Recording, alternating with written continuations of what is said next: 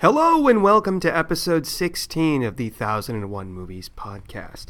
This time I'll be talking about the 1955 Otto Preminger film, The Man with the Golden Arm. Who knows why I started in the first place? I guess in the beginning you do it only for kicks.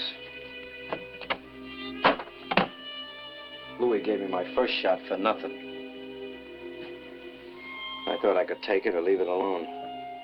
So I took it. And I took it again and again. One day Louis wasn't around. I nearly went crazy till I found him. Oh, I was sick. I was so sick. You can't be that sick and live. That's when I knew I was hooked. There was a 40-pound monkey on my back. The only way to get along with a load like that is to keep leaning on a fix.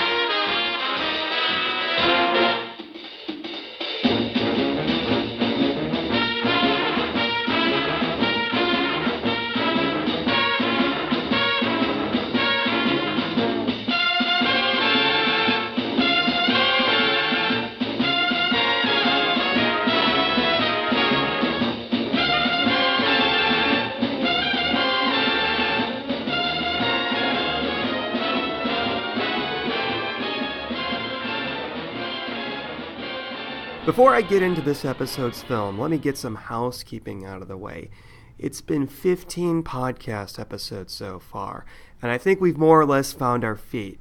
So if you've been enjoying the podcast, I definitely encourage you to leave feedback on iTunes, which, through some magic formula known only to the iTunes programmers, will help this podcast be seen more often in searches and hopefully gain more listeners.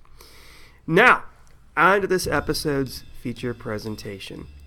Now, in order to understand the impact made by The Man with the Golden Arm and its impact on Hollywood and the infamous Hollywood Production Code, we really need to look at the careers of the two men whose work made the film possible, director Otto Preminger and actor Frank Sinatra. Otto Preminger was born in Vienna, Austria in 1908 and initially began work as a theater director before he eventually turned his eye to making films. In 1935, he was approached by Joseph Schneck and Darryl F. Zanuck, the co-founders of 20th Century Fox, and offered a job in Hollywood.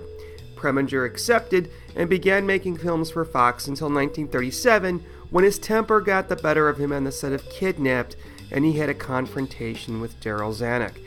Preminger stormed off the set and barely worked for 2 years in Hollywood. William Getz, who had replaced Zanuck at Fox while he served in the armed forces, invited Preminger back, which began a long span in Preminger's career in which he produced and directed a number of suspense films such as Laura, Fallen Angel, Where the Sidewalk Ends, and Angel Face. Eventually, Preminger decided to produce his own films without the burden of a studio looking over his shoulder, and so he made The Moon is Blue in 1953, based on a sex comedy he had previously directed on the stage. The Hollywood Production Code refused to give the film its seal of approval, disapproving of its, quote, unacceptably light attitude towards seduction, illicit sex, chastity, and virginity, end quote. Preminger convinced United Artists to distribute the film anyway, and it was a smash success. Preminger, no doubt, laughed all the way to the bank. Now, you can't keep a good man down, and 2 years later, Preminger turned his attention to The Man with the Golden Gun, a novel by Nelson Algren which truthfully dealt with the horrors of heroin addiction. Preminger no doubt knew that the censors would condemn the subject matter, but resolved to direct the picture anyway, knowing that no film in Hollywood had yet to tackle the subject of drug addiction, at least not directly. The Oscar-winning The Lost Weekend showed audiences the dangers of alcoholism 10 years previously, but apparently then it was the illegality and graphicness of heroin use that ruffled the censorship board's feathers.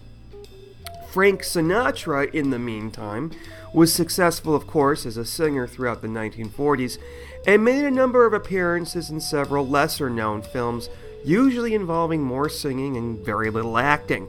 But in 1953, he won an Oscar for Best Supporting Actor for From Here to Eternity, and suddenly Sinatra was at the pinnacle of his career. The irony was that he had risen so quickly in movies with such little experience as an actor. His agent received the script for The Man with the Golden Arm, and Sinatra immediately jumped for the role before Marlon Brando, the only other actor who was sent a copy of the script.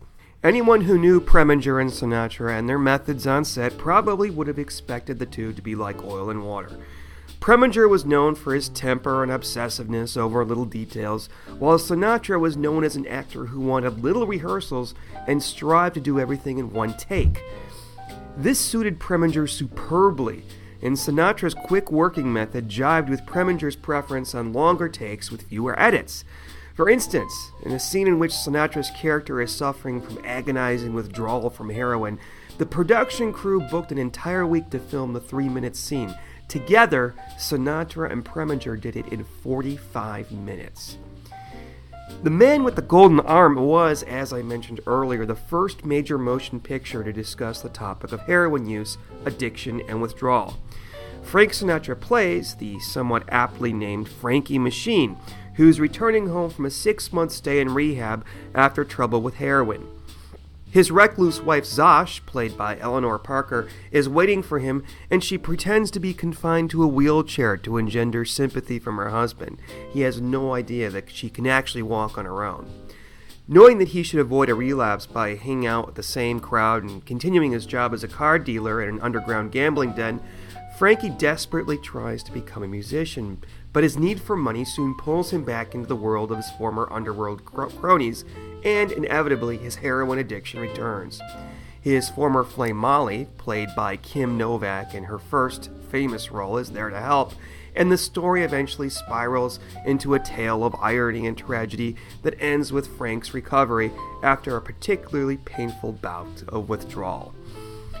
As with The Moon is Blue, The Man with the Golden Arm received critical and box office success, laughing in the face of the Hollywood production code. It was, as it turned out, the first step in the downfall of the code and its metamorphosis into the rating system that is used today. The film earned 3 Oscar nominations, one for Elmer Bernstein for Best Music, one for Best Art Direction for a black and white film, and one for Frank Sinatra for Best Actor. None of them won, and Ernest Borgnine beat out Sinatra for his performance in Marty.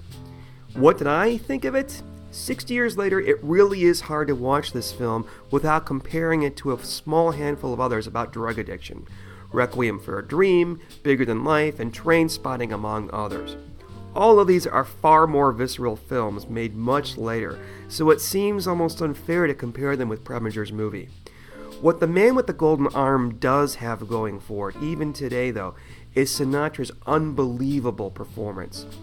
I knew that he had won an Oscar a couple years earlier, but that just seemed like Hollywood praising a new golden boy. In this film, however, Sinatra shocks and saddens us, even when he's going into an apoplectic rage and begging, and I do mean begging, Kim Novak for money so he can get his next fix. His perplexing relationship with his wife is also troubling, and we despise her for conning him into thinking she's sick and forcing him back into his old life rather than encouraging him to become a musician. It's the type of cautionary tale I almost expected to end in tragedy, but it doesn't. Between Sinatra's performance and the film's place in Hollywood history as part of the downfall of the production code, it makes for an interesting piece of work, and one which, in the hands of a different director and different actors, would have teetered dangerously into the realm of an after-school special. That's all I have to say about The Man with the Golden Arm. Tune in next time when I talk about Bernardo Bertolucci's 1972 film, Last Tango in Paris.